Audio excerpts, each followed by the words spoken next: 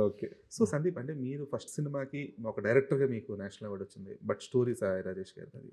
Second cinema 'ముఖ చిత్రం' అనే సినిమా సరిగ్గా వర్కౌట్ అవ్వలేదు. అవును. అది స్టోరీ మీది.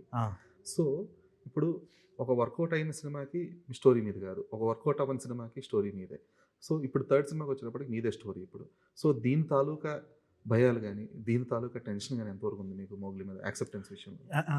ఒకటి ఏంటి అనంటే, నేను ఫస్ట్ నుంచి కూడా స్క్రీన్ ప్లేని బా నమ్ముతా. నేను ఫస్ట్ సాయి రాజేష్ గారు ఇప్పుడు ఏంటనంటే నాకు యూనివర్సల్‌గా అపీల్ అయ్యే కథ ఒకటి ఇచ్చారు.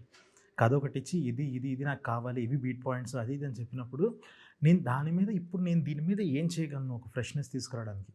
అంటే మనం మరో చరిత్ర ఆ టైం నుంచి చూస్తున్నాం. ఒక కథ, ఒక హానర్ కిల్లింగ్ అవనివ్వండి, ఒక సూసైడ్ అవనివ్వండి, ఏదైనా అవనివ్వండి. ఆ కథని మనం ఎంత ఇంట్రెస్టింగ్‌గా, ఎంత ఎక్సైట్‌మెంట్‌గా చెప్తున్నాం. Okay done. నాకున్న బిగ్గెస్ట్ ఛాలెంజ్ ఏంటనంటే, ఒక నల్లగున్నోడు సూసైడ్ చేసుకొని నలుగురునంటే ముందు అందరూ కనెక్ట్ అవుతారు ఫస్ట్. హీరో నలుపు మీద ప్రాబ్లము అనంటే ముందు నాలాంటి డార్క్ స్కిన్ వాళ్ళందరూ కనెక్ట్ అయిపోతారు ఫస్ట్. అరే! అసలు ఇది మళ్ళా అంటాడు. మరి ఆడికి చచ్చిపోవటం వల్ల ఏం చెప్తున్నావు అందరికి టేక్ అవే. ఆ టేక్ అవే కరెక్ట్‌గా చెప్పాలి అని చెప్పేసి అలా వర్క్ చేశా.